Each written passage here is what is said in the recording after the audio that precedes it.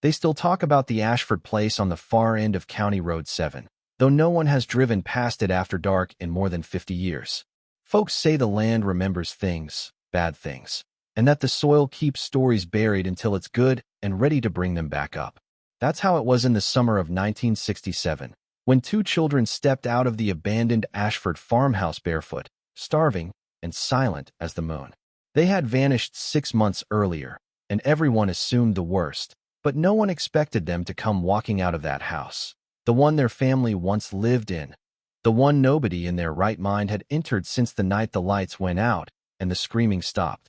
The morning the Ashford children were found in 1967 began like any other in the quiet, rural county. Fog hanging low over the fields, the distant hum of tractors warming up, and the slow, waking rhythms of a community that thought it had already seen its share of tragedies. 6 months had passed since the Ashford family vanished, and while the sheriff's office still kept the thin case file in a drawer no one liked to open, most folks had quietly accepted that the story would never have a proper ending.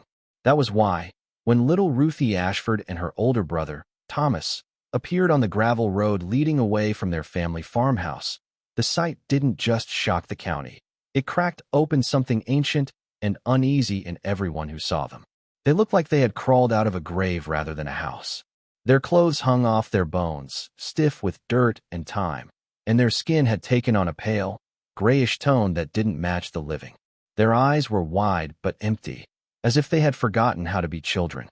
A farmer driving his old Chevy was the first to spot them wandering aimlessly, barefoot and silent, moving with the slow, strange steps of sleepwalkers. When he pulled over and rushed toward them, they didn't react. They simply stood together like shadows waiting to be acknowledged. When he asked where they'd been all this time, Ruthie lifted her chin and whispered, barely audible, "We weren't allowed to leave until now." Thomas, taller and older, repeated the same sentence word for word, in the same flat tone, as though reciting something they had practiced for months. That was when the farmer noticed the direction they had come from. The old Ashford farmhouse sitting crooked at the end of the long dirt path, its windows blackened and its roof sagging like a dying animal. Everyone knew the house had been abandoned since the night the family vanished. The sheriff had boarded it up, declared it unsafe, and warned the public to stay clear. Yet here were the children, walking out of it as though the house had simply decided to release them. When the sheriff arrived moments later, he approached the children slowly, as if afraid they might disappear if he blinked. But they didn't run. They didn't cry. They just looked at him with hollow eyes that carried something he couldn't put words to, something he would remember for the rest of his life, something that made him hesitate before stepping toward the house they claimed had held them all this time. Sheriff Daniels had been in law enforcement long enough to know when a place carried a bad history. But even he couldn't explain the wave of unease that washed over him as he stepped through the overgrown grass toward the Ashford farmhouse. The air felt colder the closer he got, and not in the way of a draft or a passing breeze. It felt deliberate, like the house itself exhaled a long, slow breath aimed straight at him. The boards he had nailed across the front door months earlier were broken from the inside, splintered outward as if something had pressed patiently and persistently until the wood gave way. He paused at the threshold, his hand hovering over the doorframe, when he heard a faint creak deep within the house. It wasn't the wind. It wasn't the settling of old beams. It sounded like movement. He stepped inside. Anyway, because duty demanded it, but every instinct in his body screamed that he shouldn't be there. The first thing he noticed was the smell, a thick, heavy scent that reminded him of damp earth and old basements, but sharper, almost metallic. Dust floated through the air in slow spirals, yet it didn't behave naturally. It moved almost as though drawn towards something unseen deeper in the house. His flashlight flickered as he swept the beam across the peeling wallpaper and overturned furniture, all still untouched since the night the Ashfords vanished. But the silence that hung in the rooms felt wrong, like it was waiting for him to make the next sound. He called out the children's names, then the parents', his voice echoing back to him in strange, stretched ways that didn't match the acoustics of the house. As he moved farther in, he felt the floorboards tremble lightly beneath his boots, not from his steps, but from something beneath the wood shifting slowly, almost rhythmically, as if the house itself had a heartbeat. When he reached the staircase, his entire body tensed. The temperature dropped sharply, making his breath come out in thin white clouds. Something whispered from above, a sound too soft to decipher, but unmistakably human in tone. Sheriff Daniels took one step up, then froze. His flashlight beam shook as he aimed it upward.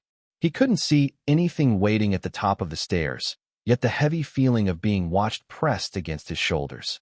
And then, without warning, the whispering stopped. The house went dead still, and a sudden surge of dread crawled up his spine so forcefully that he staggered backward.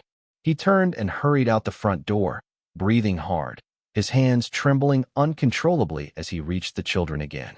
When someone asked him what he had seen, he simply wiped his forehead and muttered, "That place is breathing," refusing to step foot inside it again.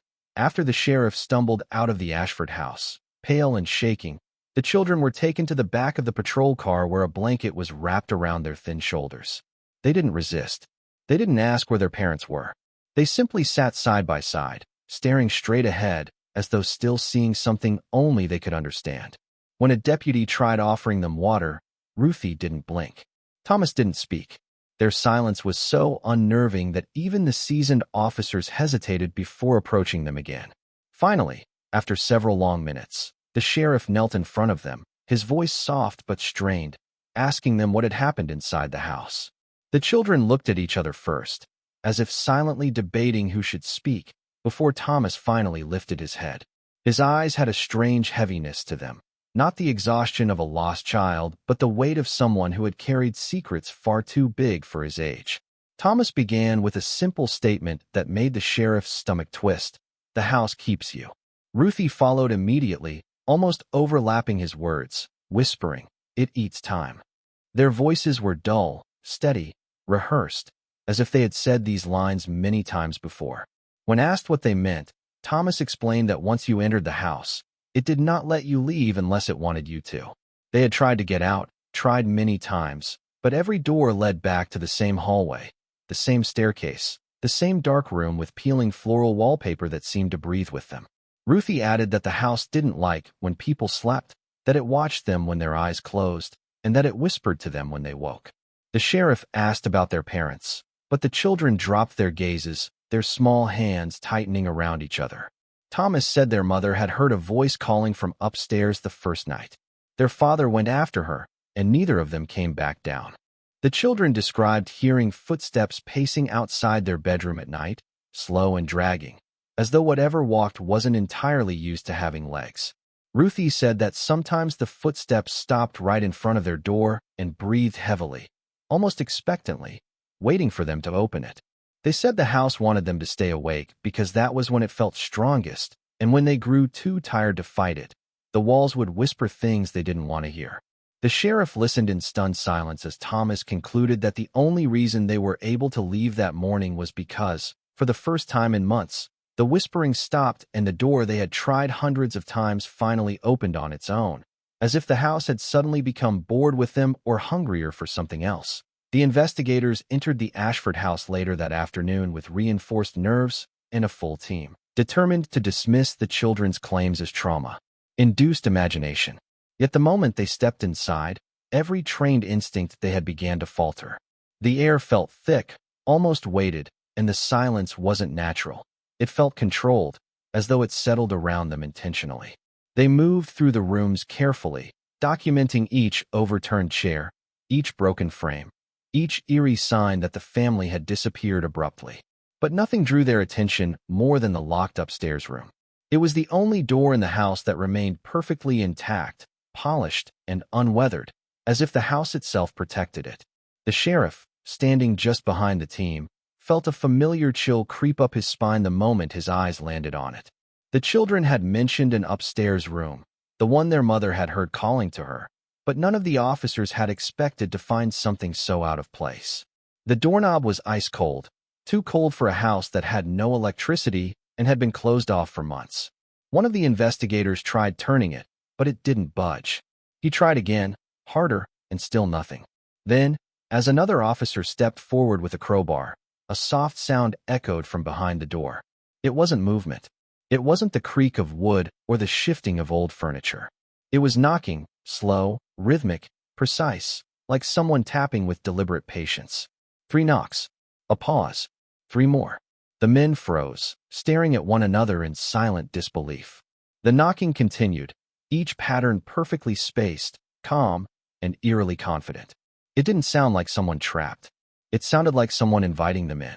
One officer backed away immediately, muttering that the room had been sealed from the inside, which was impossible unless someone had remained in the house all this time. Another tried speaking through the door, asking if anyone was there, but the knocking didn't change. It didn't respond. It didn't speed up. It didn't stop.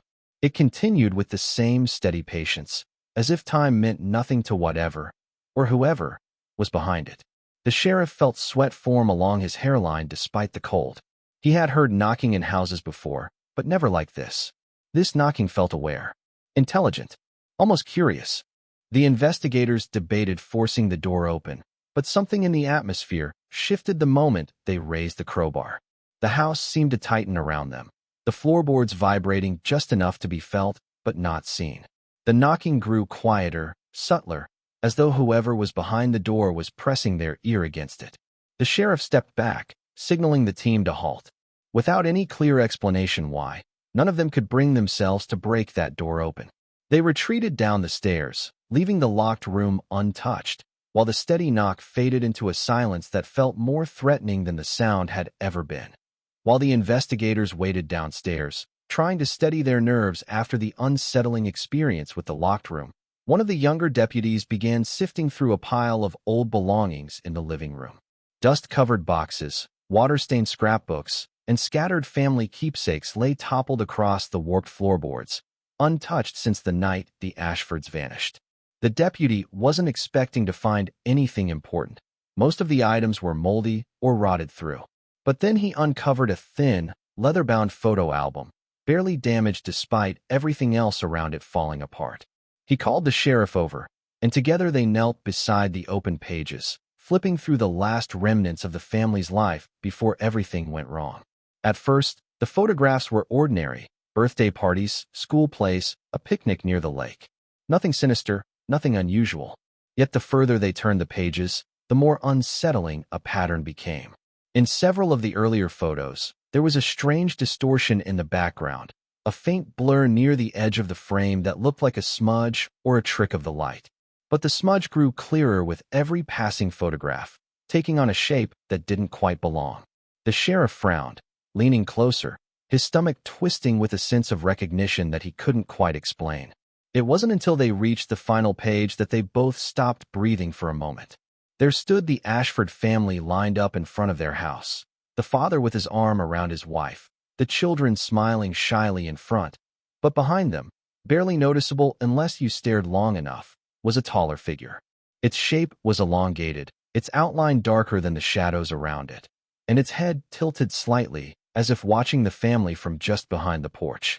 No one had mentioned a visitor that day. No neighbors recalled anyone stopping by, and the Ashfords certainly had no relatives who matched that strange silhouette.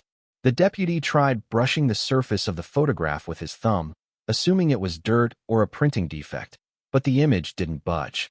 It was a clean imprint, undeniably part of the photo. When the sheriff studied the children's expressions more closely, he noticed something else. Ruthie wasn't looking at the camera. Her eyes were turned slightly upward, toward the dark figure behind her, her face captured in an expression that now resembled fear more than shyness. Thomas's hand, though small, was clenched tightly at his side, as if he was already aware of something he couldn't speak about. The realization sank through the group like ice water. This wasn't a camera error. It wasn't a shadow. It was something, someone, standing close enough to touch the family, yet invisible to everyone until the moment the film captured it. Here is key point no. 6 expanded into approximately 450 words, with no subheadings and no ending sentence. The deeper the investigators searched the house, the more they realized the Ashford family had not vanished peacefully, but had fought desperately to leave behind warnings for anyone who might enter after them. It began when one of the officers noticed odd markings along the hallway wall, thin scratches running parallel, uneven but intentional. At first he assumed they were caused by animals or the house's decay, but when he pressed closer with his flashlight, he realized the scratches formed letters. Not painted, not written with ink, carved. The words were gouged into the wood so deeply that splinters still jutted outward, evidence of frantic, raw effort. The message read, "Do not sleep here."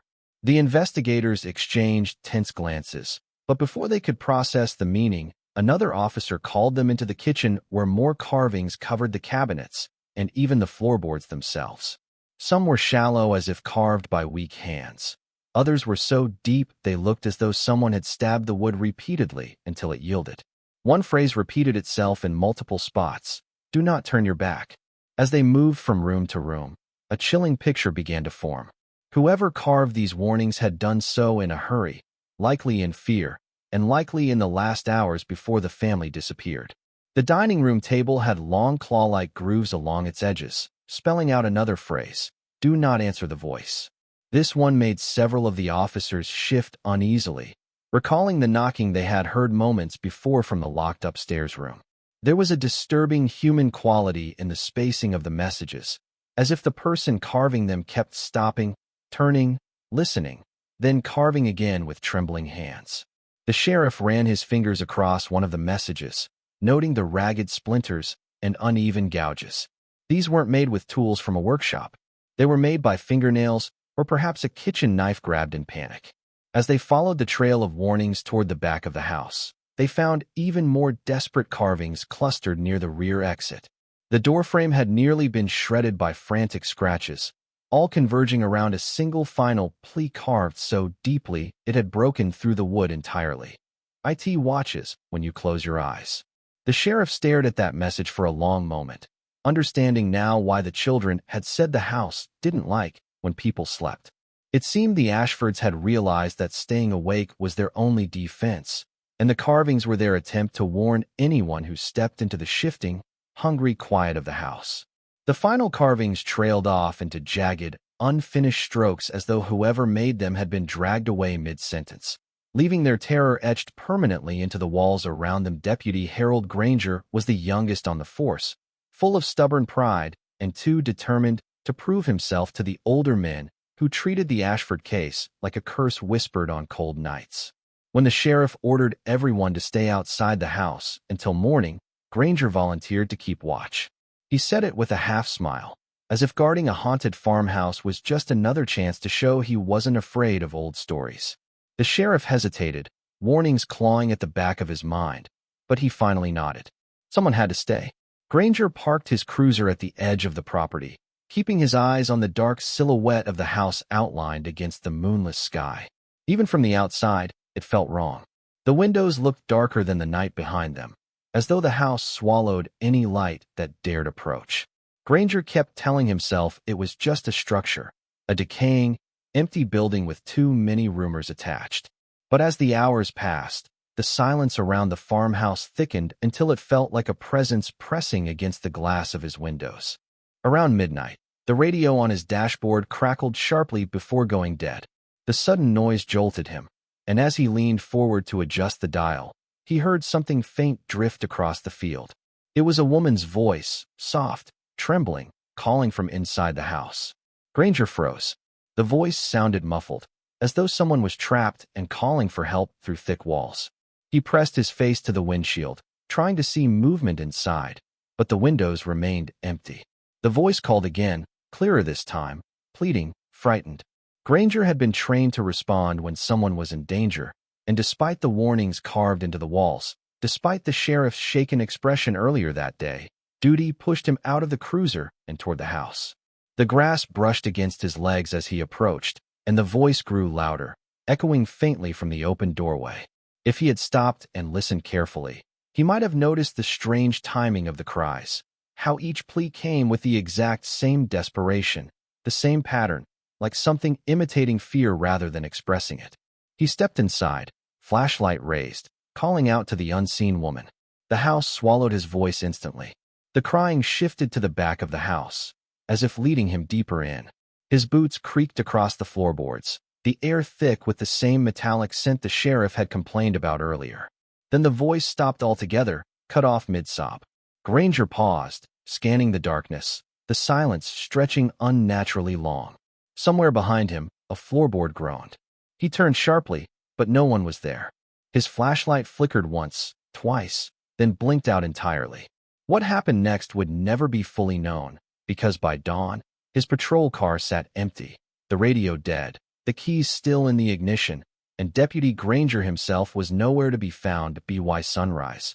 The disappearance of Deputy Granger had transformed the Ashford property from a disturbing investigation site into a full-blown crisis. The sheriff arrived before the sun had fully lifted, his boots sinking into dew-covered grass as he surveyed the abandoned cruiser with its doors still ajar, as though Granger had stepped out only moments before. But the lingering stillness in the air told a different story. The sheriff's gut tightened as he called out Granger's name, his voice echoing across the field and fading into the morning fog.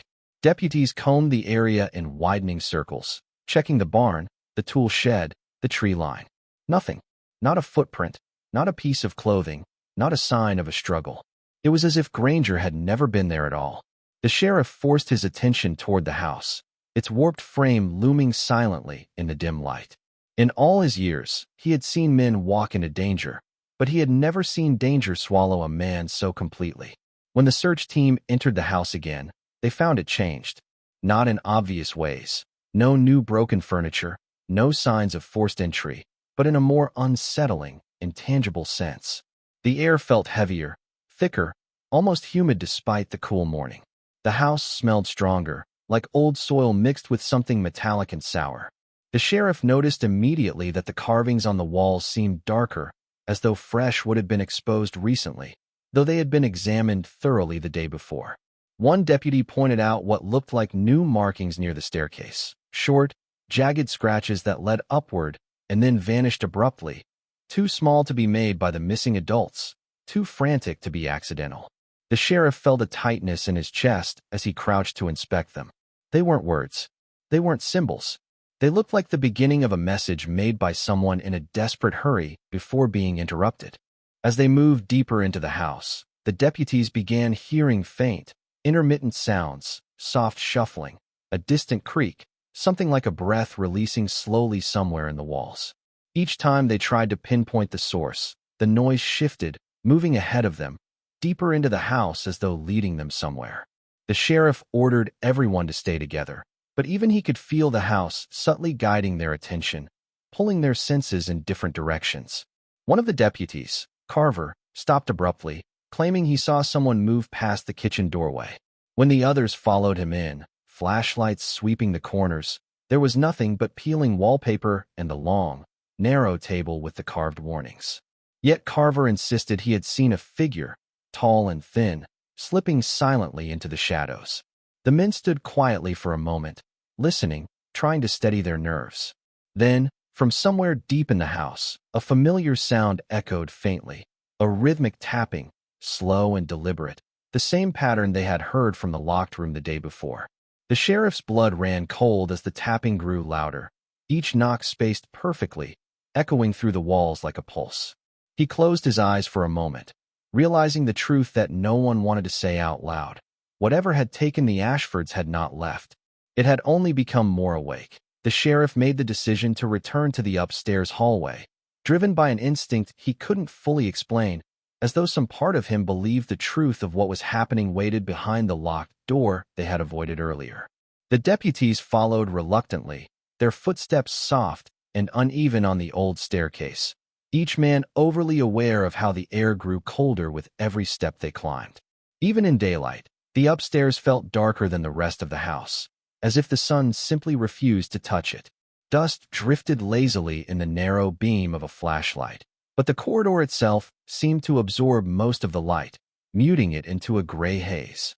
When they reached the locked room, the sheriff paused, feeling the same wave of dread he had felt the day before. He pressed his palm against the door. It felt warm to the touch this time, strangely warm, like someone was standing on the other side. They called Granger's name first, then waited, listening. The silence that followed didn't feel empty. It felt loaded, holding something breathing just beneath its surface.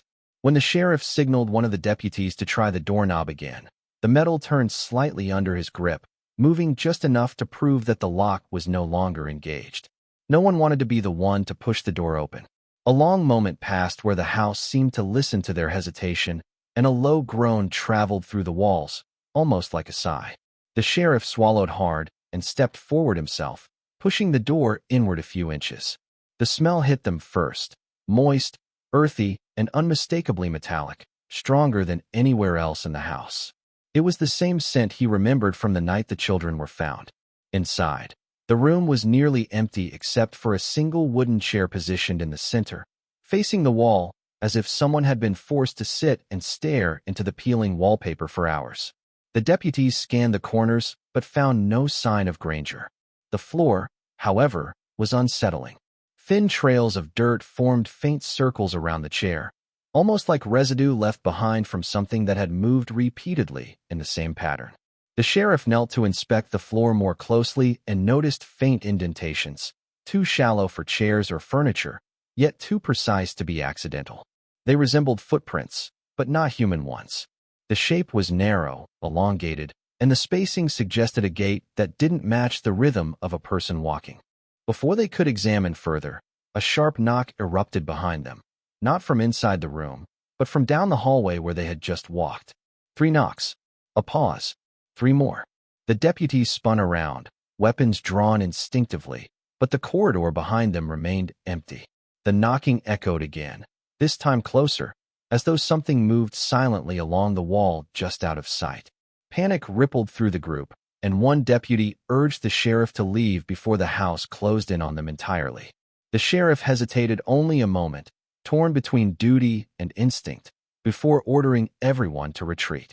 As they backed away from the room, the knocking continued, following them step by step, slow and patient, almost as if the house was disappointed that they were leaving. The evening that the children insisted on returning to the Ashford house arrived with a suffocating heat, though the sun hung low and pale in the sky. Ruthie and Thomas moved together with unnatural calm, their hands clasped as they approached the farmhouse as if it were a magnet pulling them home. The sheriff and a few deputies trailed behind at a cautious distance, shouting warnings that seemed to dissolve into the heavy air before reaching the children's ears. "It's calling us," Thomas said quietly, his voice steady and eerily mature. Ruthie echoed him immediately, "It's hungry." Their expressions were unreadable, a mixture of resignation and purpose, and the older men exchanged uneasy glances, realizing that these were not ordinary children. They had been altered by the house in ways no one could explain. As the children stepped through the threshold, the air seemed to thicken, making it difficult to breathe. The walls, once silent and still, groaned faintly as though stretching to accommodate them, and the shadows deepened into corners that weren't there before, curling like dark smoke at the edges of the room. The sheriff wanted to call them back, to stop them before the inevitable happened, but an invisible force seemed to hold his feet in place, as if the house itself was daring him to interfere. Inside, the house appeared different from the outside world. The familiar peeling wallpaper and broken furniture seemed alive, pulsating subtly, shifting just enough that no one could be sure of the same angle twice. The children moved without hesitation, as though guided by something only they could see, toward the staircase that led to the locked room. Their small feet made no sound, and yet the floorboards beneath the sheriff and deputies seemed to vibrate in response, as if echoing the rhythm of some hidden heartbeat. A soft, almost inaudible whisper followed them, carrying words that no one could understand, but that made the hair on the back of the neck rise. The shadows in the corners of the rooms stretched toward the children as they climbed higher, forming shapes that hinted at figures waiting, patient and silent. Moments later, the farmhouse shivered violently. The walls bent inward, and the ceiling groaned as if strained under invisible weight. A sudden, deep rumble ran through the floorboards, and dust cascaded from the rafters in slow clouds, obscuring the faint moonlight. The sheriff and deputies stumbled backward, shielding their faces from the falling debris, but when the dust cleared, the house had collapsed inward with almost surgical precision. There were no sounds of splintering timber or cracking stone, just a silence that replaced the structure entirely. The children were nowhere to be found, and the familiar silhouette of the Ashford house had vanished as though it had never existed. The deputies searched the empty ground, calling for the children, but only the echo of their own voices answered. The county, already steeped in whispered fears and old rumors, would soon realize that what happened inside the Ashford house defied explanation, leaving behind nothing tangible, no debris, no footprints, no traces of the children, and a silence so complete it pressed against the minds of those who had witnessed it.